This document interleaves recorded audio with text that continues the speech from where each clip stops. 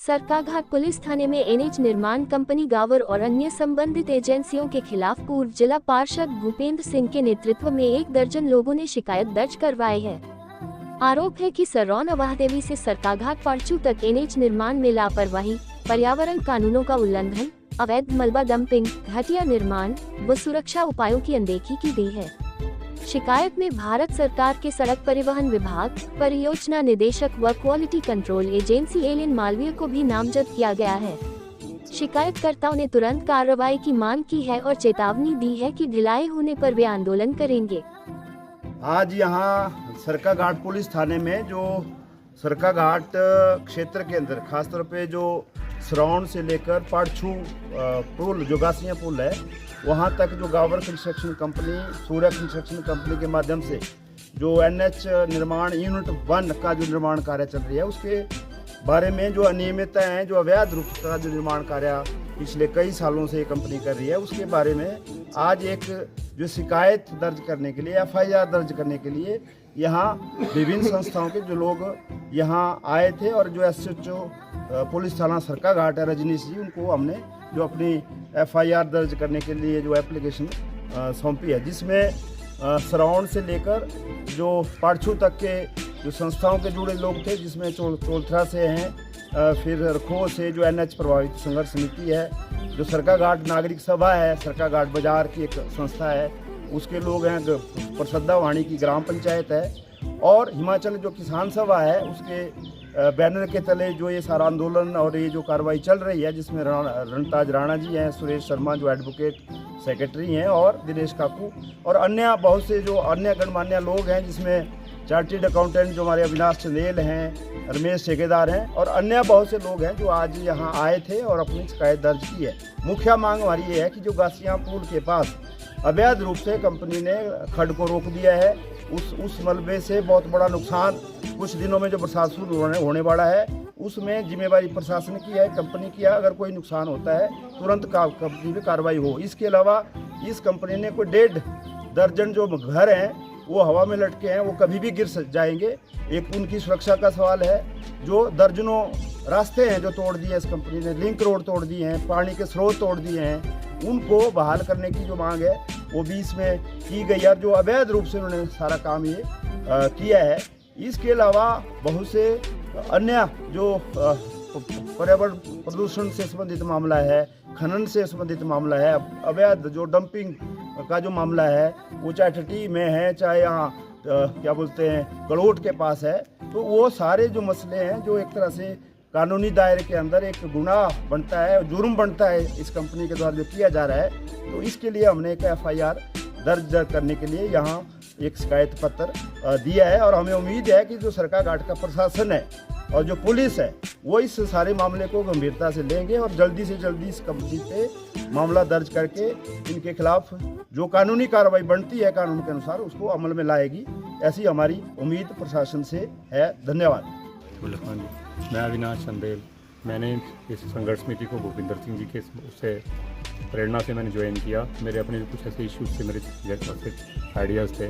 अब जैसे एनएच की कंपनी की चूज़ किया कॉन्ट्रैक्ट देने के लिए, तो ऐसा हमारा बिलीव था कि ये इंटरनेशनल लेवल का कोई काम करेगी भी, लेकिन इससे तो टोटली डायमेट्रिकली अपोजिट इनका बिहेवियर रहा।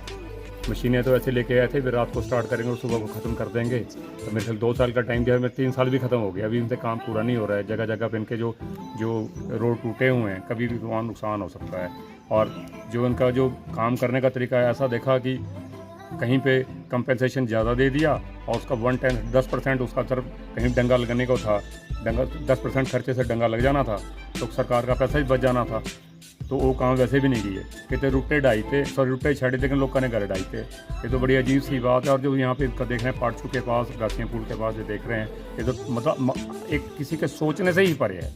ये आज हम लोगों ने एक इकट्ठे होकर प्रयास किया, प्रशासन के माध्यम से गुहार लगाई, ये अखबार में भी दिया जाएगा, एसपी डीएसपी को भी वो करने कॉन्फिडेंस लेने के लिए बोला जाएगा।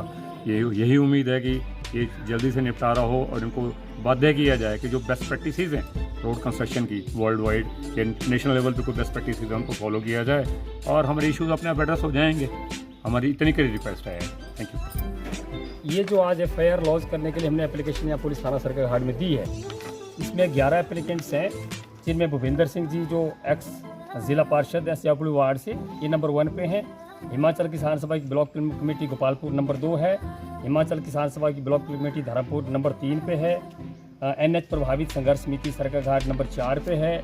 अमृतलाल जी जो अफेक्टेड हैं वो नंबर 5 पे हैं। सरकाघाट नागरिक सभा नंबर 6 पे है। सरवण सिंह नंबर 7 पे है। ओंकार सिंह नंबर 8 पे है। रमेश चंद्र नंबर 9 पे है। नंबर 10 पे सलिता देवी जी हैं जो प्रधान है ग्राम पंचायत प्रसदावाणी की, और नंबर 11 पे अविनाश चंदेल जी हैं। इसमें 7 रिस्पोंडेंट्स को हमने बनाया इस एप्लीकेशन के अंदर। नवीन कुमार जी हैं, सीनियर प्रोजेक्ट मैनेजर हैं गावर कंस्ट्रक्शन लिमिटेड के। संदीप आर्य जी हैं, प्रोजेक्ट मैनेजर गावर कंस्ट्रक्शन लिमिटेड के।